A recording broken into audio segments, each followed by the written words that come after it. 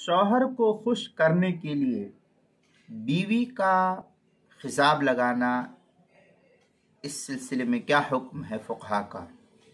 चुनांचे औरत के लिए शौहर को खुश करने के वास्ते खिताब बालों पर लगाना ये जायज़ और दुरुस्त है। ये मसला मुस्तफ़ाद है किफ़ायतुल मुफ्ती, जो जदीद मुतव्वल छपा हुआ नुस्खा है ज़करिया बुक डिपो देवबंद का, उसकी 12वीं जिल्द सफ़ा 342, और पुराना छपा हुआ नुस्खा किफ़ायतुल मुफ्ती का उसकी 9वीं जिल्द सफ़ा 171 पर है।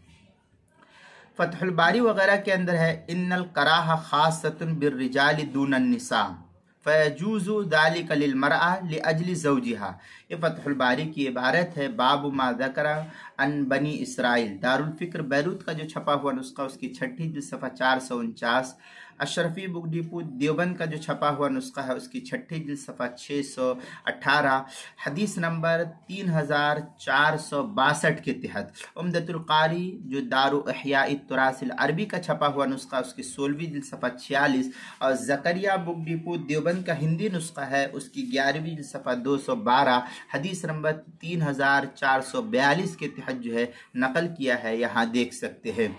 और फतावा कासमिया की 23वीं जिल्द सफ़ा 612 पर भी इसको नकल किया है, यहाँ भी देख सकते हैं।